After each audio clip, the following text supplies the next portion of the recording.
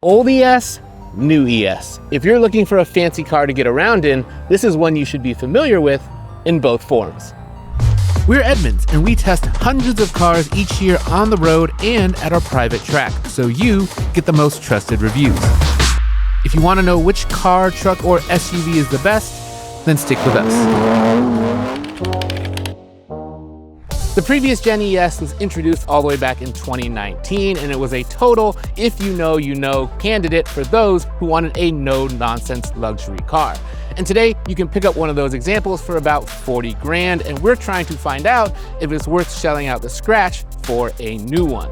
Now, what you're actually going to pay for a new or used car is going to depend on dealers in your area. Luckily, we've got the tools at Edmunds to help you know what you should pay for both. Just check out the links in the description or scan the QR code. Now the new ES, it is a bit more expensive. It's going to start at right around $50,000, and this Premium Plus example that we have here today costs just under $58,000. The old ES had this very dramatic X-shaped spindle grille, but the new ES, it doesn't really have a grille at all. It's just got this little slot here at the top of the nose and a slightly larger opening down below it. Now this is partially because this new generation of ES, it introduced an electric version for the first time, and famously EVs, as we know, they don't really need grilles at all. The headlight clusters have also definitely slimmed out, and I like the way that they look, but what I don't like is this black trim piece right below it. I'm not sure what purpose it serves, and it doesn't look particularly good. As we come around to the side of the ES, that's where you can start to see just how much bigger it is than the old car. It's grown in every single dimension. It's wider, it's taller, but most notably, it's 6.5 inches longer than the old ES. And that means that this new ES is even longer than something like a Toyota Grand Highlander, and that is a 3-row mid-size SUV, which is crazy. Even the wheels have grown. The new ES, it rides on 19s, while the old ES, it rode on 17 or 18s. Now, the final eye-catching feature down the side of this car is going to be this black accent line. Now, it doesn't really show up that prominently on darker colors, but if you get a bright color like this one, you're definitely gonna see it. Personally, I think it's a little bit much, but you should let us know what you think in the comments below, and we'll be sure to pass your feedback on to Lexus. Now, the final thing to note is that the door handles have changed too. They're now flush with the sides of the car, and they are electronically operated. Some passengers have complained about this, but me, I actually kind of like them. Around the back of the ES, you're now getting a full-width tail light that runs across the entire back side, and if you look closely, you'll notice there are no Lexus logos back here. You're just gonna get Lexus spelled out L-E-X-U-S like a Tesla, for better or for worse. So the ES has a dramatic new look. Now, is it any better than the old one? I'm not really sure. Neither of these vehicles are what I would call good looking. However, I'm not sure that that matters because the ES's appeal has always come from what's on the inside. Normally, it's hard to get excited about a gauge cluster, but it's easy when it's this good. Technology is an area where the new ES is going to have a big advantage over the old one. And we're going to start by talking about this instrument cluster screen right here. Now, they may not get quite enough attention, but if you think about it, when you're driving, you're going to spend a lot more time looking at this screen than this one. And there's a serious upgrade here because now it can display turn-by-turn directions either from the navigation or from Apple CarPlay or Android Auto if you're using those. That means that you can have the directions here and know where you're going while using the screen for other things. Now, it is a bit oddly shaped, but I don't really mind it because it doesn't impact at all how it displays information to you, and it does a great job of doing that clearly. Now, the main screen, it has grown to 14 inches, and it is really great. It does look a little bit like an iPad tacked onto the dash, but I don't really mind again because of two things. One, the placement makes it very easy to reach for both front passengers, and two, it's high enough where you can see it, but not so high that it cuts into your eye line when you're driving, and it's also very responsive, has great graphics. This is actually a brand new infotainment system for Lexus. It's based on the new system from Toyota that just debuted in the new RAV4, just reskinned slightly, and we also like the native navigation because it pulls in information from Google Maps. So you're getting ratings and phone numbers in here, stuff that you need to make a decision on where you want to go eat next. And of course, wireless Android Auto and Apple CarPlay are going to come standard if you'd rather use those. Charging options also abound. You're getting a pair of USB-C ports right here, and the notable thing is they charge at 60 watts, and that's enough power to even juice up a laptop.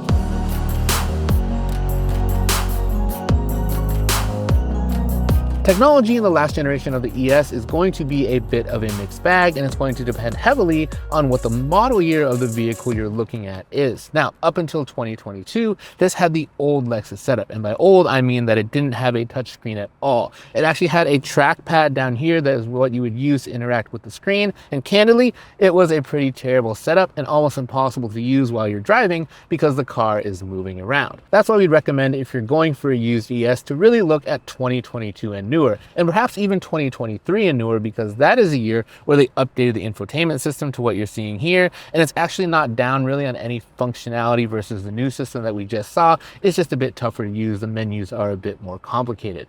But for 23, they also added wireless Apple CarPlay and Android Auto, and a whole host of USB-C charging ports, because up here, charging options abound. Wireless charging pad right here, 2 USB-C charging ports in the bin, and up here under this little flap, another USB-C charging port and a USB-A data port, the only downside to your charging setup.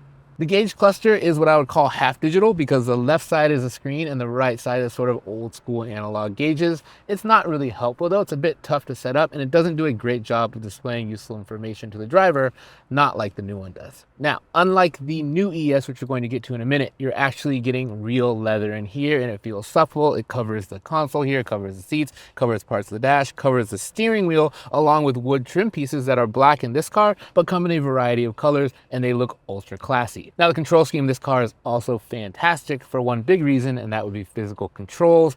Everything for the climate gets a button, including the heated and ventilated seats, which are easy to turn on down there. And by the way, the seat ventilation on this car is excellent, cools your back down on a hot day really, really quickly. And the seats themselves are also great, ultra supportive with just enough bolstering to hold you in, but not so much that you're uncomfortable. And also this supportable thigh cushion down below goes way, way out, one of my favorite features of these seats. The only downside of this interior is really going to be small item storage. The door pockets aren't that large. And if you look at the center console here, there's just not a lot of places to put things out of your pockets, let alone a purse or a small bag. In the center console, it does open from both sides, but it's not that big either.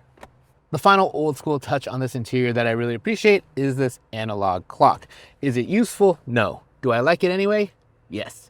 There is one physical control that we want to call out in this interior, and it's this volume button. It just kind of glides super smoothly. It's really, really tactile, and it's emblematic of how much attention to detail Lexus pays on their interior.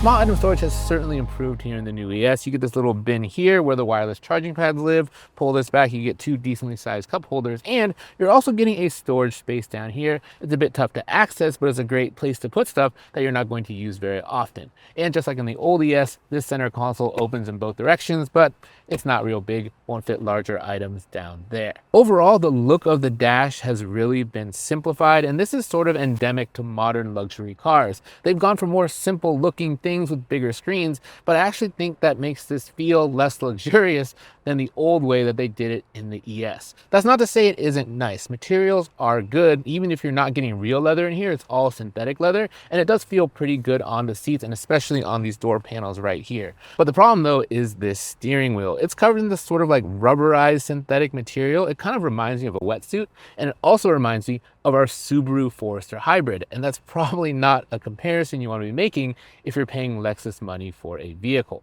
Now, the seats, they are very comfortable, just not quite as good as the ones that you're getting in that old ES, but they'll still give you plenty of support and cushion for even a long drive. To wrap things up, we're going to talk about the control scheme here in the ES, which I think is pretty good, except for a few key exceptions. Now, these might appear to be haptic touch controls, which we really don't like, but when you use them, they're actually real buttons just under a thin layer of material, so you can really get some good feedback on when you're pressing them or not, and they're illuminated at night, so they're always easy to find. You're also getting a jog dial here from the volume, which is not as excellent as that volume knob in the other ES, but still no complaints there. The problem that I have with it is it does a few too many things through the screen. So let's say you want to turn on the heated or ventilated front seats, got to do that through the screen. Even if you want to change something like the drive mode, you've also got to do that through the screen. And stuff like that, I would really just rather have a button for those things, because they're things that you're going to touch quite often in any vehicle.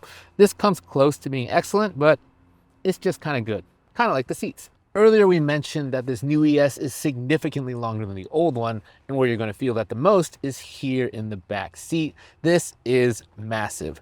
Lexus used to offer a flagship sedan called the LS, and this has 2 extra inches of legroom compared to even that vehicle, and that was a full-size sedan. I'm just under 6 feet tall. This seat is set up where I like to drive, and as you can see, I could have been 6'7" or 6'8" and probably fit behind myself rather easily. Way more legroom and headroom than in the old ES, and all this space and the wide door openings means it's super easy to install a car seat as well. Though if you're going to do so, to access these lower latch anchors, you've got to pull off these little plastic covers, so find a secure place to store those so you don't lose them. Now, when it comes to amenities, there isn't a ton back here. You are getting a pair of USB-C ports and air vents, but there is an executive seating package that Lexus offers on the electric version of the ES that unfortunately you can't get in the hybrid. That thing is really cool. I wish they offered it up and down the lineup. Backseat of the old ES is pretty good. The problem is it just pales in comparison to that new one. But as you can see, legroom is still pretty good for adults, but headroom is almost in short supply. But I think if you're just around 6 feet tall, you'll still be okay. The wide door openings make this also pretty good for car seats, though you are getting those same covers. So again, make sure you don't lose those. And when it comes to amenities, you are getting vents, you are getting USB ports, you're also getting a 12-volt charging port. So maybe a touch more back here in the backseat of this ES, but not by much, I would say. I'd rather have all the room in the new one. But here in the old ES, you're also going to get an optional rear sunshade, which is pretty great on a sunny day like this.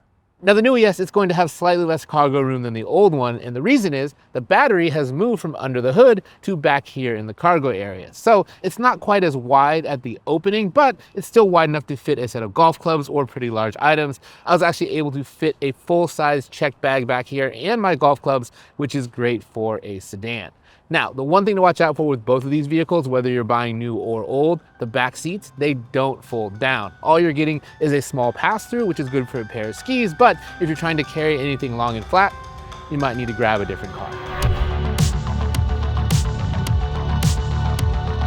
The ES in this car's name should probably stand for extra smooth, because that's how it drives in the absolute best way. Now, we actually got to test the electric version of the ES first. And when I drove that vehicle, I was a bit surprised that the ride, it wasn't quite as plush or comfortable as I was expecting. Now, the theory is that because they had to account for all the weight of that big battery, they oversprung the ES. Because the heavier a car is, the stiffer the springs need to be to counteract that weight. But in doing so, it lost some of that plushness that you're really looking for out of a Lexus. But here in the hybrid version of the ES, no such issues. This thing, it rides buttery smooth, just like I wanted. Now the new ES, it is more powerful than the old one. This one makes 244 total horsepower, whether you have front or all-wheel drive, versus 215 in the old one. But the real difference is in where that power comes from. Here in the new ES, the electric motors, they account for well over 200 of that horsepower, and in the old one, it's just 118.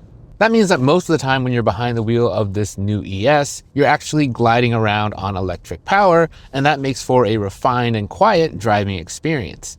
And when the gas engine kicks on in this car, it does so very smoothly and quietly, in contrast to many other hybrids. The brake blend in this car is also excellent. Now, hybrids, they have to actually match 2 braking systems together. One, the regular brakes like you're gonna find in every car, and also a regenerative braking system, which puts power back into that battery. The transition between the two can be clunky, but on this car, it is seamless and transparent to the driver, and that's exactly what you want. And of course, you're also getting great efficiency, 46 mpg with front wheel drive and 44 mpg with all-wheel drive like we have here. We also want to give a shout out to the driver aids in this vehicle. The new Lexus Safety System Plus 4.0 makes its debut on the ES, and the goal of it is to make its interventions seem more human-like and less robotic. And it does that for the most part, and the lane centering, especially on this car, is excellent on the highway. And the adaptive cruise control, it will do automatic lane changes now, and those happen pretty quickly. You don't feel like it's sort of languishing in the lane and then suddenly jerking over. The only safety system that this car really lacks is a true hands-free driving system. Now, it has one called Traffic Jam Assist, which works at under 25 miles per hour, but that's a pretty limited use case. And if you're going under 25 miles an hour, you're probably not that happy to begin with. Visibility in this car is also excellent. It actually has a pretty high seating position for a sedan, so you do feel like you're sat up a little bit, which I usually don't like, but it gives me a really great view of the road, and there are pretty big windows all around. Now, you've also got a surround view camera system and a rear view camera mirror backing you up, but to be honest, you don't really need them. Now, there is one annoyance about the safety systems, and it has to do with the dash cam. Now, it does save clips automatically when it does detect an incident, but the problem is, what it considers to be an incident, the threshold is really low. It could be you accelerating a little bit too fast, or braking too hard, or even maybe taking a turn just slightly too quickly. And it's constantly flashing those notifications on the main screen here. The dash cam is definitely something that you want to leave on because just in case something happens, you want that evidence as backup. But the constant notifications, they do make it tempting to turn it off. And the problem with safety features that are annoying when you shut them off, it's like they don't have them at all. Now, other than that admittedly minor quibble, this is just a car that's really easy to get into and drive every day in the best way possible.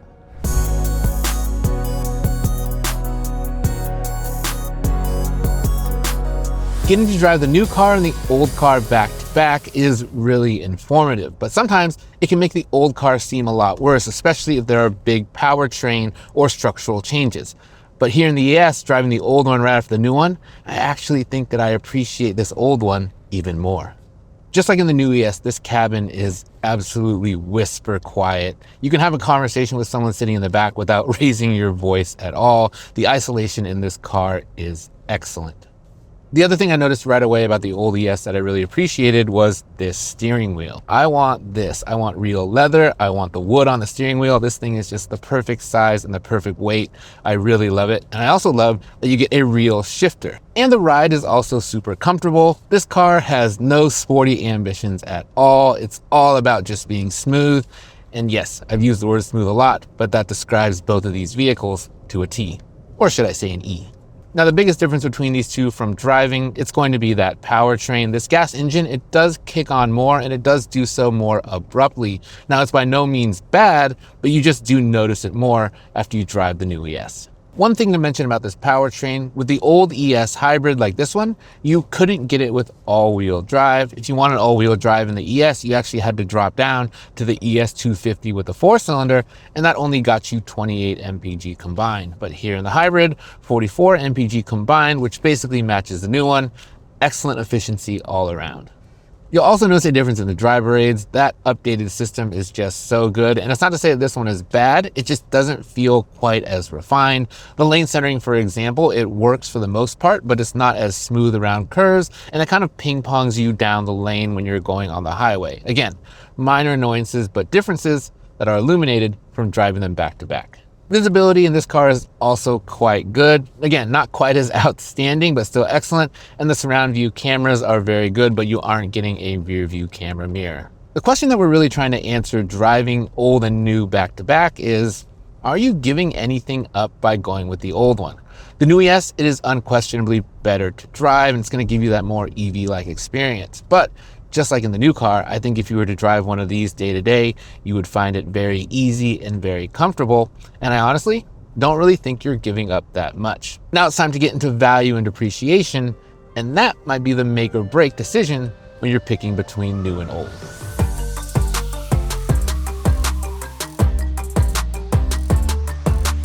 Before we get into value and wrap things up, if you have any questions about either of these two cars or an idea of which new versus old we should do next, let us know in the comments below. We do read them all. And if you've been finding our videos helpful and you want to help us out, a like and subscribe would go a long way. Now it's time to talk price for a new ES, this top trim in particular, just under $58,000. But the price of the used one, that's going to be a bit more complicated, and that is where we are going to lean heavily on that Edmunds data. Now, as we mentioned before, when you're looking for an ES, you definitely want to go 2022 or newer, so you get that touchscreen, which is way better than the old trackpad. And for me, I would even go 23 and newer because I want the updated infotainment system and all the USB-C charging ports. I don't have any USB-A cables anymore. So when we looked at our numbers and came up with an average transaction price for a 2022 to 2025 Lexus ES, we came up with around $40,000. And the good news for me is that when we looked at the 22 versus the 23 models,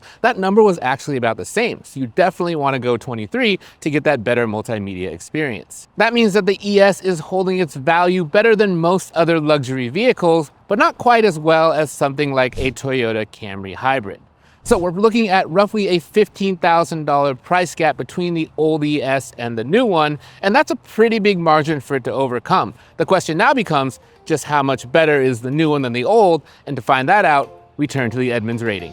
The last generation ES already had a great overall score of 8.1, good enough to put it at the top of our midsize luxury sedan rankings. That gave the new ES a great head start to build from, and the new version, as you might expect, takes the win in technology with its better screens and software, and it also enjoys a small advantage on driving, mostly because of its better driver aids. It also takes the lead on value, but that is really an area of strength of both of these cars. They're going to offer a lot of features and luxury at a much lower price point than competitors like the BMW 5 Series and Mercedes-Benz E-Class. However, the old ES still wins on comfort, even with the new one's giant backseat advantage. We prefer the front seats of the last generation Lexus and its climate control setup, along with those super powerful seat ventilators. The overall rating of the new ES jumps up to 8.3, giving it a slim victory over its predecessor. And that is what makes choosing between these two cars a little bit interesting, because we're not talking about a bad car that became good, we're talking about a car that was already our favorite luxury midsize sedan, just becoming our more favorite. So the new one might win on the scorecard, but I don't think that it wins by enough to justify the price gap between the two, especially when you consider that I actually like the old interior more anyway, with its wood, real leather, and that old school analog clock. So I'll take that extra money, put it right into my pocket, put on an old record on the way home, and really enjoy myself. Thanks for watching.